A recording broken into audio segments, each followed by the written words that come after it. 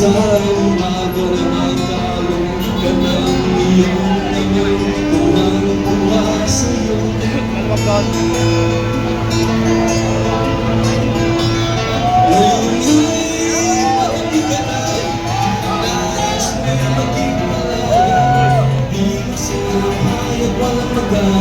Ayun!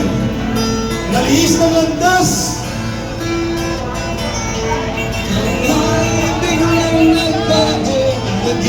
Matigas sa iyong ulo at ang payo nila ay sinumay mo. Naging bangat!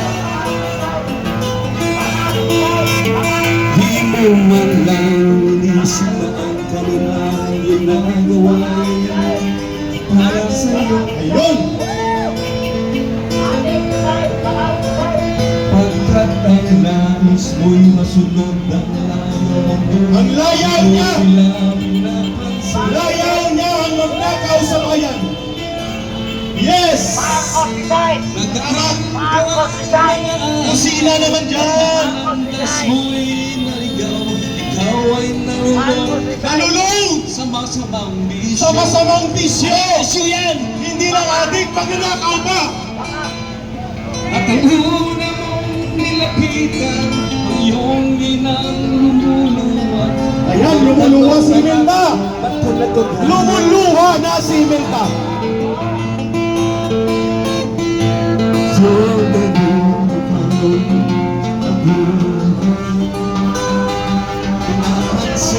Pagsisisi ang nasa puso ni Marcos. Sa isip mo, nalaman mo, ika'y nagkamali. Nagsisisi na si Marcos. Anong dapat gawin sa kanya? Nagsisisi. Yossi! Ika'y nagkamali. Nagkamali si Marcos. Anong hatol sa kanya? Yasin! Picturean mo nga kayo, mawag ka. Nagundol! Lumalakas, lumalawak! Lumalawak! Ang tao, ang bayan, hindi magagapi! Ang tao, ang bayan, hindi magagapi! Ang tao, ang bayan, hindi magagapi! Isa pa, practice. Bago si General Ramos. So, sabayan mo ko. Isa pa awitin na ito. Chanting mo na, sabayan si Eric. Bayan ko! Bayan ko! Di pa tapos ang laban mo! Hindi pa tapos ang laban mo! Gobyernong magnanakaw! Labanan mo, itakwil mo! Ilaban mo, itakwil mo! Isa pa! Bayan ko! Bayan ko!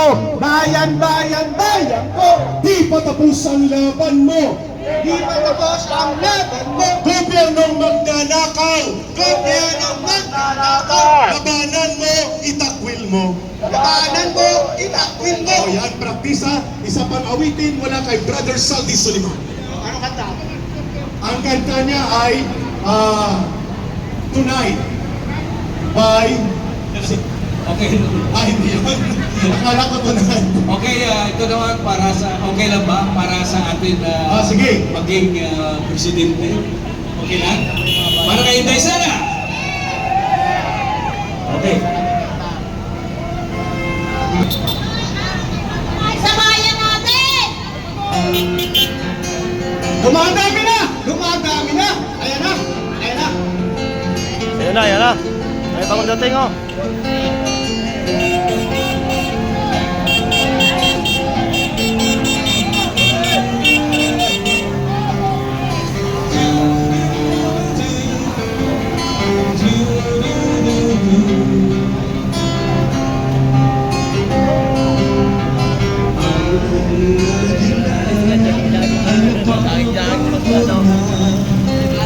Nais niya'y umuwi na sa kanyang tahanan.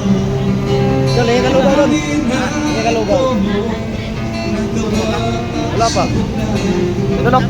Ikaw ngayon Hindi nga doon.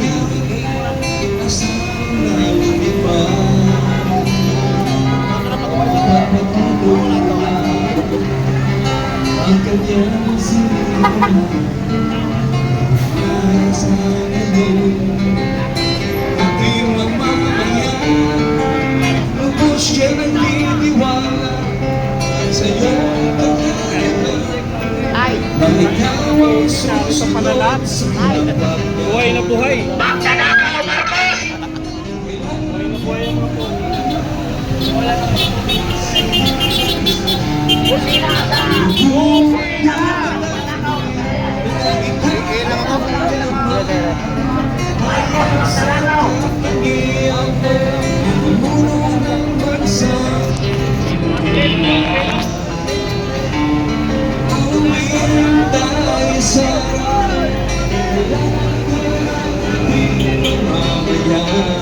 Dahil sana kailangan ka ng ating mamamayaan. Darating ang panahon na tatuloy mga hindi. Nay!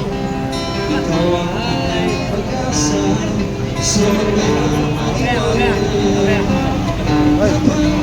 Sabi mo pakain ka raw. nandiyan sa'yo. Ikaw ngayon ang karugtong ng mga panahon. Hindi lang ako ah. Sige, sige. Ipagpatuloy mo lang ang kanyang sinimulan at tinatapas na ngayon ng ating mamamayan. Magaling. Ito siya nagtitiwala Wala. sa iyong kakayahan. Galing ako sa man. Ha? Susunod sa iyong pagyaman. Galing ka Japan? Kanina ka lang. Nakaplay yun. Kailangan ka ng lahat para sa ating bansa. Kanina ka lang dumating? Ano all?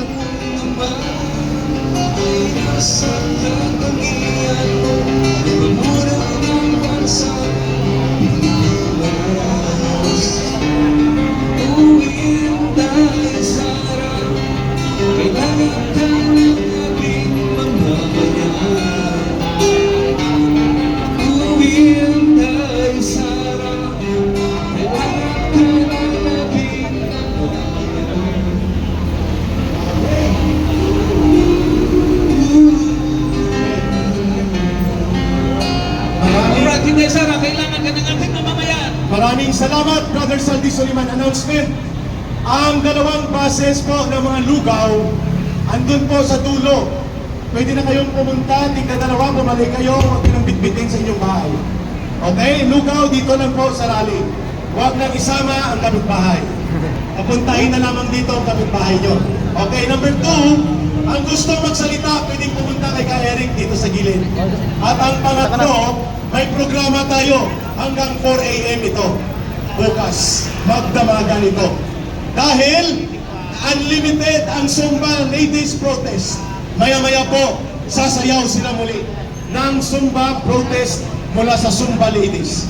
Pakinggan muna natin muli ang boses ng isang retiradong general, si General Daos mula sa PC, INP at DILG. Naglingkod ng 40 taon halos sa ating bayan. Magandang umaga ulit sa inyo, mga kapwa ko Pilipino, mga kababayan. Taga-Bawang po ako, La Union, na ngayon ay trending, na counterpart ng Bulacan sa flood control, project na cross, substandard. Pangalawa, ang Bawang po na pinuntahan ni Secretary Vince. Tumawag sa akin kanina ang asawa ko. Nag-text sa akin ang mga kamag-anak ko. Bakit nandiyan ka? Bakit mo kinakalaban si Marcos? Ilocano ka, sabi niya. Dahil ka-regional ko. Ilocano ako. Ilocano ka, BBM. Pero, hindi como Ilocano ka, at Ilocano ko ay hindi ako kikibo. Dahil, regardless of your religion o paniniwala, tayo ay iisa, Pilipino. Pilipino ang ninanakawan mo. nagsalita si Manong Chavit kahapon. Ano sabi niya?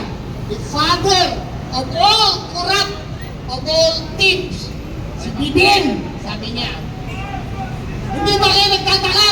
Mismong si Manong Chavit ay nagsalita na rin. Hindi ba kayo namamangha kung bakit ang mismong kapatid niya na si Amy Marcos kinakalaban niya ang kapatid niya. Gusto! At ang sabi niya, nagsisisi siya at nanghihinayang. Yan ang mensahe ni Amy Marcos, pero kulang. Dapat sasabihin niya, nagsisisi ako, nanghihinayang ako, at ikaw ay pinapanawagan kong bumaba na, Bongbong Marcos. Dapat yun ang panawagan. Sabi ni Amy Marcos, General Daos, nagsisisi ako, nanghihinayang ako kung bakit nangyari ito kay Bongbong Marcos. Pero kulang yun. Dapat ang panawagan niya para hindi lumala ang ating sitwasyon, para sa bansa at sa taong bayan. Lumayas ka na, inutil kong kapatid, tarantado ka, Amy Marcos. Dapat ganon. Ako rin!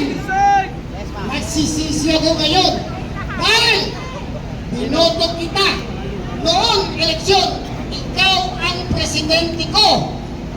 Pero anong ginawa mo? Unang-unang binaba mong executive order. Binuwag mo ang Presidential Anti-Corruption Commission. Ibig sabihin, gusto niya ng korupsyon. Yes! At gusto niya ng pangungumisyon. Yes! Sorry. Ibig sabihin nun, Sen, bakit? okay, si Magalong, imbestigahan daw niya ang Ilocos Norte. Sabi ni Governor Chavit Singson, Ilocos Norte muna. Ilocos Norte muna. Ilocos Norte muna. Ayun ang sabi ni Governor Chavit Singson. Kasi ang kontraktor na sindikato ng mga Diskaya at iba pa, kontraktor din daw, General, ni Sandro Marcos at ni Bongbong Marcos. Yan. Go ahead, General Dao, sir. Kaya, sabi ko doon sa asawa ko at sa mga kamag-anak kong nagtetext sa akin, ginagawa ko to hindi para sa akin. Ito ay para sa mga apo, sa mga kabataan, at para sa kinabukasan ng Pilipinas. Para sa ating mahal na bansang Pilipinas, tayo ay maninindigan. Tama ka, General. Kasama niyo ang mga Manulog. Pilipino. Noong Marcelo, nung presidente ang tatay niya, nung sa unang taon ng kanyang paninilbihan sa kanyang pagka-presidente, ay maayos. Idol na idol ko, si Marcos Sr. Pero nung tumagal, sino ang sumira? Mamaya na ako. Ang kanyang mga tauhan, kagaya ng tatay ni Martin Romualdez na si Kokoy Romualdez at ang kanyang kapatid na si Madam Imelda Romualdez. Na ngayon, Romualdez din po ang sindikato sa gilid ni Marcos. Si Martin Sindikato Romualdez. Tama! Marcos resign! Marcos resign! Ayun. Nung umupo kang presidente, ikaw, BBM, iba ang expectation ko. Dahil Ilocano ka. Sincere, ang mga Ilocano, karamihan ay mga sincere sa kanyang gawain, sa kanyang pananalita. May isang salita. May isang salita. Pero ikaw, number one kang sinungaling. At mambubudol! Sinungaling! Mambubudol pa! Sino si Marcos? Sinungaling! Mambubudol pa! Sino si Marcos? Sinungaling! Mambubudol pa! Hindi niya naririnig? Kasi sa sobrang kapal ng pagmumuka ni Marcos at ni Romualdez, kapag hiniwa mo ng blade, Lunes, ang kanilang pagmumuka, Sabado pa magturugo. Ganon kalalim ang kapal ng muka. Lunes, ihiwain ng blade, Sabado pa magturugo. After 3 years, saka mo lang alam, magtatanong kasi sa sarili mo sana, bakit nagkaganito ang ating gobyerno? Tanungin mo sana ang sarili mo. Nagmaang-maangan pa ang kulukoy. Ano nga ang tawag sa kanya, General? Sino si Marcos? Sinungaling, mambubutol. Sino si Marcos? Magalong. Oh, dyan na si General Magalong. Magsasalita ba siya? The microphone is open. Alam mo po, Mayor Magalong, unahin naman Ilocos Norte. Ilocos Norte. Si Marcos mismo. Si Marcos mismo. Ilocos Norte. Si Marcos mismo. Sino ang numero unong punong salaring kriminal sa Pandarambong sa Kaban ng Bayan? Si Marcos mismo. Si Marcos mismo. Si Marcos mismo. Sana narinig ni Mayor Magalong. Matino at maayos po yan si General Magalong. Kaya ang panawagan ng taong bayan, unahin, papanagutin. Sino? Si Marcos.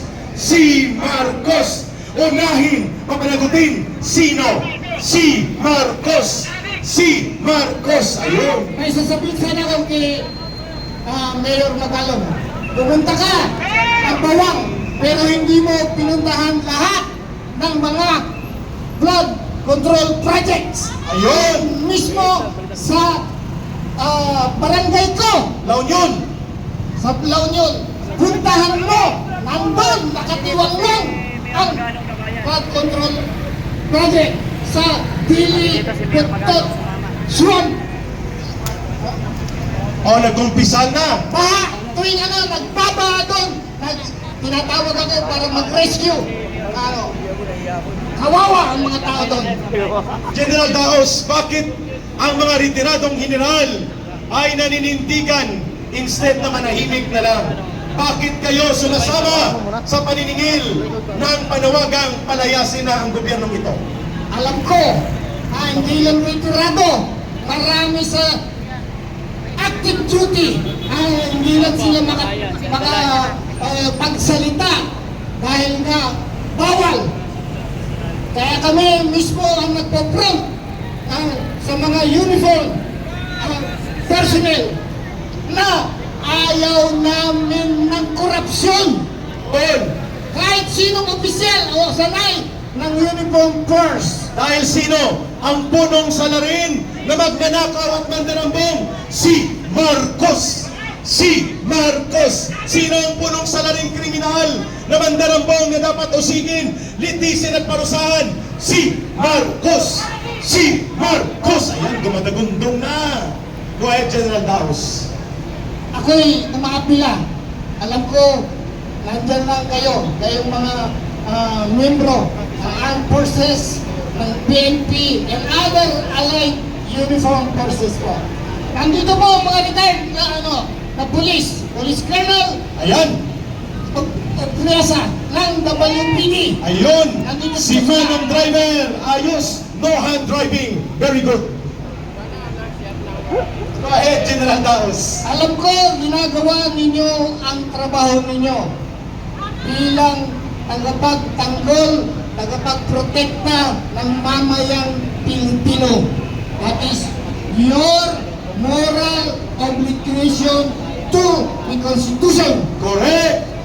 Kaya protektahan nyo ang mga tao. Ang tao, ang bayan, ngayon na lumalaban. Tagundong, 1, 2, 3, go! Ang tao, ang bayan, ngayon na lumalaban. Hindi maririnig, hindi makakarating doon sa loob ng namumumpisal sa exercise. Ang tao, ang bayan, ngayon ay lumalaban. Ang tao, ang bayan, ngayon ay lumalaban. Yes, General Daos, pahinga ka muna at may isa tayong tagapagsalita upang ang boses mo hanggang magdamag ito 4 AM pa tayo bukas. Yes. Bila. Umapayaran ako sa ating presidente, BBM, kung talagang seryoso ka na linisin ang korupsyon, ikaw mismo ay bumaba, mag-resign ka. Ikaw ang ugat ng problema dito ngayon sa nangyayari sa Pilipinas. Number 1 is corruption. Huwag kang magmamaangan na hindi mo alam ang dito sa Pilipinas, mag-resign ka. Ako, kapsat, adin ko. Magandang umaga. Salamat po, General Daos. Kaya muli mga kababayan, magandang araw po sa ating lahat. Sa lahat po ng ating mga kapulisan, sa ating pong mga retired, sa lahat po ng mga vloggers, sa lahat po ng mga media na nandito, maraming salamat sa inyo at magandang umaga. Pilipino! Ilang ba pa ba ang papapasukin nyo sa loob ng bahay nyo bago kayong magising? Ito na ang araw upang magsama-sama tayo. Ang araw para panagutin si Romualdez, si Marcos, at ang mga politikong magnanakaw sa pera ng bayan. Sa araw na ito, magsama-sama tayo, kalimutan muna natin ang kulay ng bawat isa.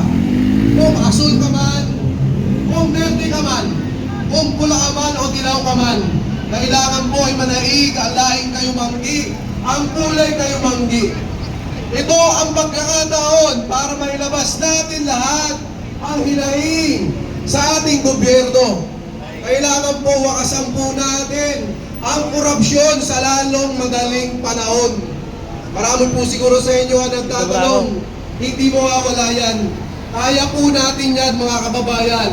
Kung may masasampulan, mapapanagot tayo, maikukulong tayo, hindi po sila uulit pang muli. Madadala po yung mga yan.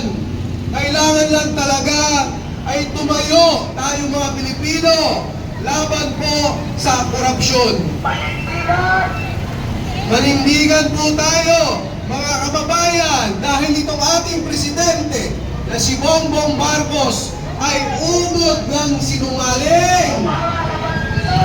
Sinungaling na magnanakaw pa. Alam niyo po kasi mga kababayan, yung flood control na yan, gusto niyang maghugas ng kamay dyan, no? Iniimbestigahan ito sa Blue Ribbon ni Senator Marcoleta, pero anong nangyari? Nang matumbok si Diskaya, itong si Saldico at si Romualdez, abay biglang nagrigo doon sa Senado, mga kababayan. Biglang napalitan si Escudero, ano? Mga kababayan, may nagputos ba sa tingin nyo na palitan si Escudero at ipalit si Soto? Ano? Pakiulit? So yan mga kababayan, no? Ang pinalit nila ay tutati nila. Sila rin yan. Katulad ng pagpapalit ng Speaker of the House. Kapartido, kaibigan. Nakita nyo naman ng butuhan. Doon sa Kamara, isa lang, halos yung mga congressman natin, pare-pareha sila ng binoto. Magkakasabwat ang mga animal. Magnanakaw! Kaya kailangan panagutin po natin, mga kababayan ko.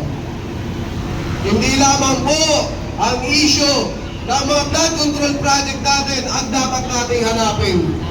Sa iba't ibang infrastructure project po ng ating gobyerno, talamak po dyan ang nakawan. Kasi meron pong mga politiko na namumorsyento. Ang yaman na nga, ang kapal palang mukha. Ang kapal ang mukha, magnanakaw, tambalis-lis. Magnanakaw, Romualdez Marcos, kailangan niyong panagutan ang nangyari ito sa 2025 National Budget sa mga multong proyekto ng flood control. Hindi titigil ang sambayanang Pilipino na usigin kayo, panagutin kayo. Hindi po tayo papayag na makakalimutan lang, mapupunta lang sa wala. Ito pong ginagawang investigasyon sa flood control. Kailangan pong managot, kailangan pong panagutan ni Marcos bilang mastermind, mga kababayan ko, sa korupsyon na ito. 3 taon, 4 na taon ka na dyan, Mr. President. Pero wala pa rin kaming nakikitang pagbabago sa bayan natin, sa bansa naming mahal. Pinagkatiwalaan ka ng mga Pilipino, pero anong ginawa mo? Ninakaw mo ang pera ng mga kababayan naming Pilipino. mandarambong kurakot. Marcos, magnanakaw mandarambong kurakot. Marcos! Marcos, Marcos, magnanakaw. Ayaw nyo, kami nagisingin.